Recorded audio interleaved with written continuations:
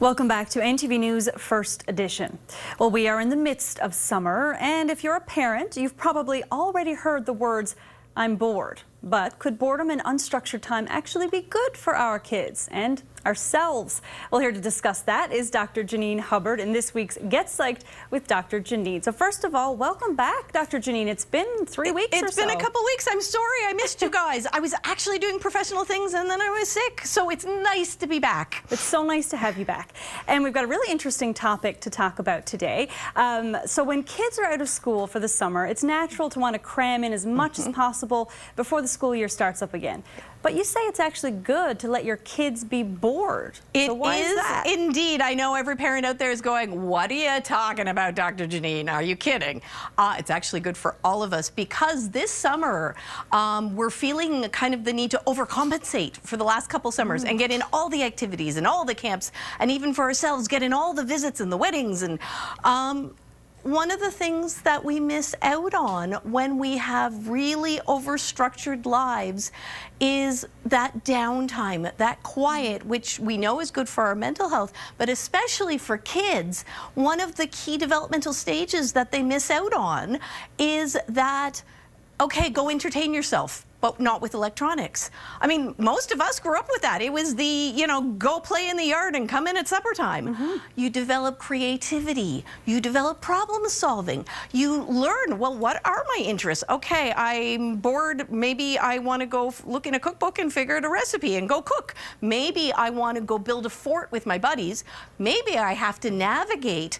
I want to invent this game that we're going to play, but it has all kinds of complex rules. And how do I, again, come up with those rules? How do I navigate it socially? There are so many skills that we lose when we are told, this is what we're doing now and here are the rules, this is what we're doing next.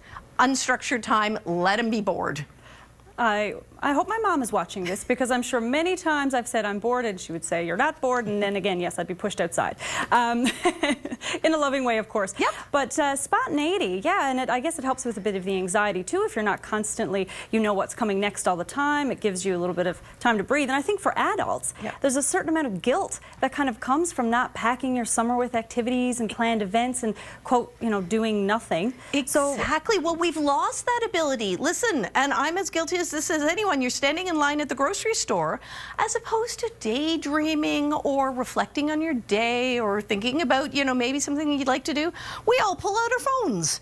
We have real difficulty with perceived boredom. And of course, our kids model that as well. Now, of course, don't take phones away completely. Don't take electronics away completely, especially for teens, because that's key social interactions for them. But over the summer, set up some contracts with yourself and your family to have some zero electronic time periods, whether that's a couple of hours in the evening, whether that's one day a week. And you know what? Set those boundaries. If you have to, set all your outgoing messages. I'm not available for this period of time. Turn off those notifications. Put it physically away.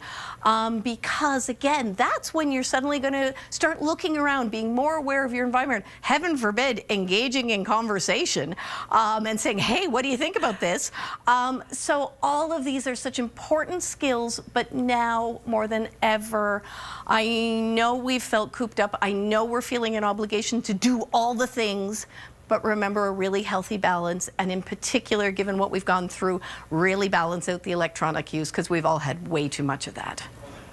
That's such great advice, and especially for adults, and there's an element of self-care that we're probably not giving ourselves, that again, with the unstructured time, it sort of allows you to sit back and think about, what do I actually want to do right now, not what do I need to do. Exactly, because we have this constant need to, well, I should be doing this and I should be doing that, and give yourself permission to go, I'm going to spontaneously decide what I feel like doing today. Hey, you know what? The weather is gorgeous, or I heard there's whales in such and such a cove.